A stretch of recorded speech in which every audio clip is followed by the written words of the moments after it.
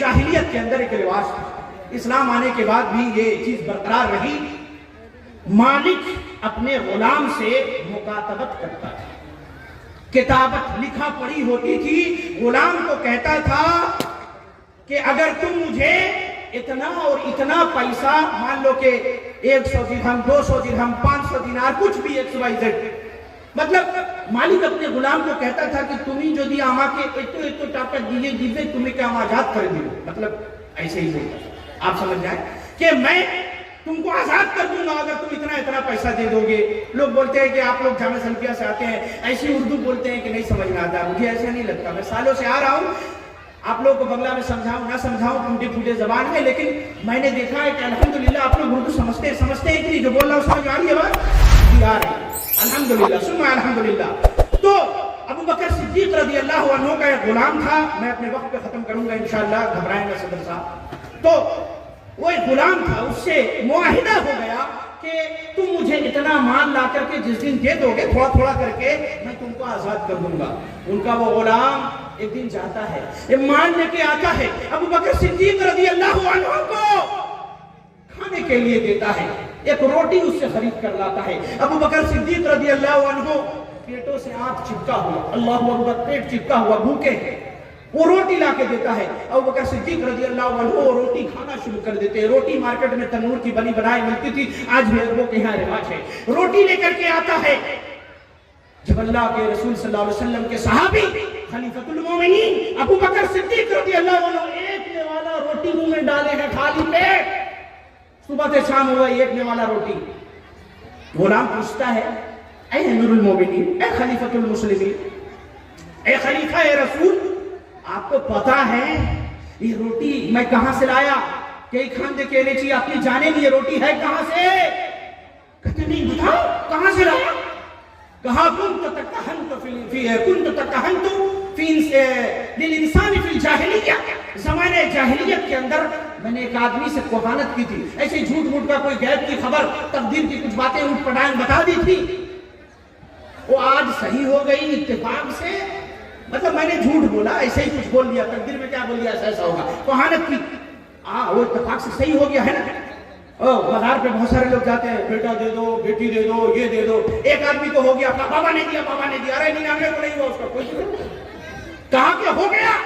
وہ آدمی آج راستے میں مجھے ملا، کہا ہے بابا ایدھے سنو، ارے تم یہ اپنا کتھا بولے چلے ہو، ستو ہوئے گا لو، صحیح ہو گیا، اے لو ٹکا نہیں ہے، تو ٹکا پیسہ دے دیا، کہا اسی پیسے سے میں روٹی خرید کے آپ کو لا کے دیا ہوں۔ حضرت ابو بکر صدیق رضی اللہ عنہ کا چہرہ متغیر ہو گیا، انہوں نے کیا کیا؟ ابھی 9:30 نہیں ہوا، تو نبی صلی اللہ علیہ حضرت ابو بکر صدیق رضی اللہ عنہ کا چہرہ متغیر ہو گیا، آپ ڈر گئے، کہا تو نے کیا کر دیا؟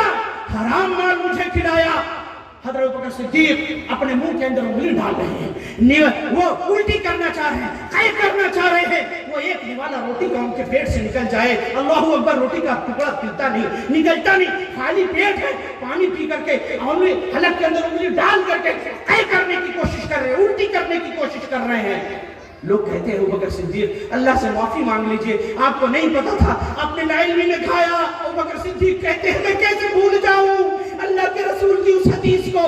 نبی صلی اللہ علیہ وسلم نے فرمایا تھا کہ وہ جسم کا حصہ جو حرام مال سے بنے گا، حرام مال سے بنے گا، النار اولا بھی، وہ اس بات کا زیادہ مستحق ہے کہ جہنم میں جلے۔ اللہ اکبر۔ یہ تھے ہمارے اسلاف جن کا ہم نام لیتے ہیں۔ ہمیں بھی چاہیے کہ ہم حلال مال اختیار کریں اور حرام سے بچیں۔ ایک واقعہ حرام مال کے تعلق سے میں ذکر کر کے اپنی گفتگو ختم کروں گا، بالکل 1 گھنٹے کے اندر 9:30 کا وقت مجھے دیا گیا۔ اماموں، مسلمانوں کے اندر بہت بڑے بڑے محدثین پیدا ہوئے، بڑے بڑے امام پیدا ہوئے، ان میں ایک امام تھے جن کا نام امام السنہ احمد بن حنبل رحمۃ اللہ علیہ۔ اللہ اکبر۔ روزانہ 70 کوڑے صبح اور 70 کوڑے شام میں مارے جاتے تھے۔ بادشاہ اپنے حکم کی بات منوانا چاہتا تھا، نہیں مانتے تھے۔ 4 بادشاہوں نے قید رکھا، 3 یا 4 نے۔ اللہ اکبر۔ احمد بن حنبل رحمۃ اللہ علیہ، ان کا تقوی، احمد بن حنبل رحمۃ اللہ علیہ کے ایک بیٹے ہیں، علماء جانتے ہیں، عبداللہ بن احمد بن حنبل، ان کی کتاب ہے المسند عبداللہ بن احمد بن حنبل، بہت بڑے متقی پرہیزگار بڑے محدث امام احمد بن حنبل رحمۃ اللہ علیہ کے بیٹے. لیکن ایک مسئلہ تھا, احمد بن حنبل رحمۃ اللہ علیہ کے بیٹے خلیفہ اور بادشاہ کا جو ہدیہ, جو عطیہ اور گفٹ ہوتا تھا اس کو قبول کر لیتے تھے. امام احمد بن حنبل رحمۃ اللہ علیہ کا کہنا تھا یہ بادشاہ, یہ خلیفہ, یہ حاکم, یہ ظالم ہے, ان کا مال مشکوک ہے, حرام نہیں مشکوک ہے, شک شبہ والا ہے, ہم ان کا مال نہیں کھا سکتے.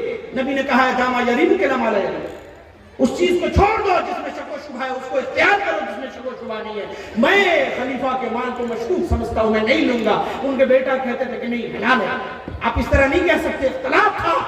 ایک دن احمد بن حنبل رحمۃ اللہ علیہ کو بھوک لگی, لونڈی کو کہا کہ کھانے کے لیے روٹی لا کر کے دو. لونڈی گرم گرم روٹی لے کر کے چلی آئی. احمد بن حنبل رحمۃ اللہ علیہ نے کہا کہ تو یہ گرم روٹی کہاں سے لے کے چلی آئی ابھی شام کے ٹائم میں, دوپہر میں؟ ہمارے گھر کا تنور تو بجھا ہوا ہے, اس کے اندر تو کوئلہ نہیں ہے, آگ نہیں ہے. میں یہ روٹی آپ کے بیٹے کا جو چولہا ہے, جو بغل میں گھر ہے, جو تنور ہے, اس پہ سینک کر کے گرم کر کے لے کر کے آئی ہوں.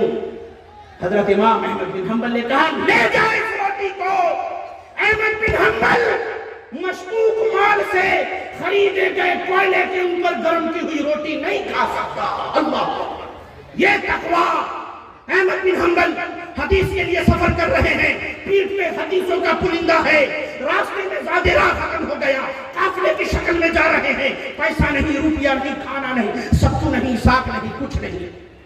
امام احمد بن حنبل کو لوگ کہتے ہیں امام ابھی اس روئے زمین کے اندر آپ سب سے نیک انسان ہے, سب سے بڑے محدث ہے, ہماری روٹی لے لیجئے, ہماری سبزی لے لیجئے, ہمارا ستو لے لیجئے. وہ کہتے تھے نا, تمہاری حالت, کوئی نماز چھوڑتا ہے, کوئی کچھ کرتا ہے, کوئی کچھ کرتا ہے, تم لوگ فاسق و فاجر ہو, تمہارا مال میں نہیں قبول کرتا, مجھے کچھ کام کرنے دو. امام احمد بن حنبل قافلے کے اونٹ اور گھوڑے کی صفائی کرتے ہیں, اس کے بدلے میں اجرت لے کے پھر کھاتے ہیں. اللہ اکبر. وہ احمد بن حنبل رحمۃ اللہ علیہ, ان کا تقویٰ دیکھیں, اللہ اللہ. اور جانتے ہیں جب کسی انسان کے اندر اتنا تقویٰ آ جائے, اللہ کے رسول کی وہ حدیث سن لے, حضرت عمر فاروق رضی اللہ عنہ کے بارے میں اللہ کے رسول صلی اللہ علیہ وسلم نے فرمایا عمر سے شیطان بھی ڈرتا ہے, شیطان ڈرتا ہے. عمر جس گلی میں چلے جائیں شیطان بھاگ جاتا ہے, بہکائے گا تو وہ دور کی بات ہے. امام احمد بن حنبل رحمۃ اللہ علیہ کے دور میں خلیفہ کی بیٹی کو آسیب ہوا, اس کو جنات یا بھوت نہیں ہوتے ہوئے جنات نے پکڑ لیا. لوگ بڑے پریشان. امام احمد بن حنبل کی سیرت میں لکھا ہے, جامع سلفیہ کی لائبریری کے اندر میں ان کی سیرت پہ کتاب ہے, واقعات لکھے ہیں متعدد کتب کے اندر. اب اس کی کوئی سند نہیں ہے, لیکن ان کے بارے میں تمام لوگوں نے لکھا ہے اور حقیقت پر مبنی یہ واقعہ ہے. لوگوں نے کہا کہ خلیفہ آپ کی بیٹی پہ جو جن آیا ہوا ہے, لاکھ دم کر دو, جھاڑ دو, پھونک دو, یہ جن تو جاتا نہیں. لوگوں نے کہا, خلیفہ کو مشورہ دیا کہ امام احمد بن حنبل رحمت اللہ علیہ کو آپ بنائیں, وہ آ کر کے اگر بات کریں گے, جن کو اگر ڈانٹیں گے ڈپٹیں گے تو عورت کے جسم سے جن اتر جائے گا. احمد بن حنبل رحمت اللہ علیہ نے جب ان کے پاس لوگ آئے کہ خلیفہ نے بلایا ہے, چل یہ کہا کہ مجھے پاس ٹائم نہیں ہے جانے کا, ایک کام کرو, یہ میری جوتی رکھی ہوئی ہے, لکڑی کا کھڑاؤ ہوتا, کہا یہ میری جوتی ہے, اس جوتی کو لے جاؤ, جن کو کہنا کہ اگر نہیں بھاگا نا تو اسی جوتی سے احمد بن حنبل ماریں گے. لوگ گئے, اس کے اوپر جب جنات آیا, دانت لگتا ہے, جب آیا کہا کہ سنو یہ احمد بن حنبل کی جوتی ہے, یہ بھیجا ہے, نہیں چاہو بھاگو گے, اسی جوتی سے آ کر کے ماریں گے. جن چلا گیا. جنوں کی عمر بڑی طویل ہوتی ہے. احمد بن حنبل کا انتقال ہو گیا, وہ جنات پھر آ گیا 10-15 سال کے بعد. لوگوں نے پھر ان کی جوتی لے جا کر کے کہا احمد بن حنبل کی جوتی سے ماریں گے, بھاگ جا. کہا میں جوتی سے نہیں ڈرتا, احمد بن حنبل کے تقوی سے ڈرتا تھا, وہ اللہ کے ولی تھے.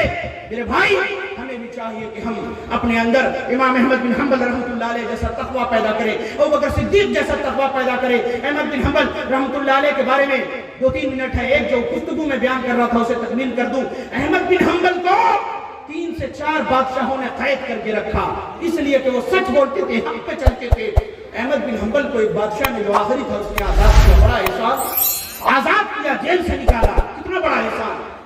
احمد بن حنبل کا جو بادشاہ تھا, جو خلیفہ تھا, اس کے دل میں آیا کہ میں امام کو دعوت دیتا ہوں. وہ تو بادشاہ کے مال کو حلال نہیں سمجھتے تھے خلیفہ, وہ کہتے تھے تم لوگ ظلم و جور زبردستی عوام سے ٹیکس لیتے ہو, حرام کماتے ہو, نہیں لیں گے, تمہاری دعوت قبول نہیں کروں گا. تو کہا کہ خادم آیا بادشاہ کا، ارے بھائی کسی پردھان کا پیا کا دعوت دے کے ایک دم چلو ہے.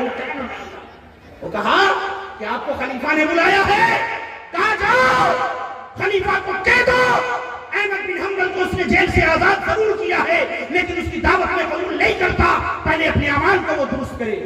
بادشاہ نے اپنی ماں سے کہا امام صاحب کو دعوت ہی نہیں قبول کر رہا ہے، میں کیا کروں؟ ماں نے کہا کہ ٹھیک ہے میں دعوت کرتی ہوں، تمہاری دعوت قبول نہیں کی نا، میں تو ماں ہوں، میں بادشاہ تھوڑی ہوں، میں دعوت کرتی ہوں. احمد بن حنبل کو بادشاہ کی ماں نے، خلیفہ کی ماں نے دعوت دی. اب احمد بن حنبل کو تو قبول کرنا تھا لیکن وہ جانتے تھے اس کا مال بادشاہی کا ہے، سارا کھانا پکانا بادشاہ کی طرف سے آیا. اس کی ماں کی دعوت قبول کی، گئے. اس بوڑھی عورت نے طرح طرح کے کھانے جو بادشاہ کی طرف سے پیش کر دیا. وہ بادشاہ کی ماں کے گھر میں گئے تھے، کہا کھانا کھا لیجئے. کام آئی، تیری دعوت تو میں نے قبول کر لی ہے لیکن میں روزے سے ہوں، تیرا کھانا نہیں کھاؤں گا، تیرے لیے برکت کی دعا کرتا ہوں. اللہ اکبر. یہ تقویٰ اللہ رب العزت سے دعا گو ہے کہ اللہ تبارک و تعالی ہمیں احمد بن حنبل، ابوبکر صدیق، عمر فاروق، سب سے بڑھ کر اللہ کے رسول صلی اللہ علیہ وسلم اور ان کے اصحاب جیسا تقویٰ، عمر بن عبد العزیز جیسی شجاعت اور تقویٰ ہمیں اپنے اندر پیدا کرنے کی توفیق دے.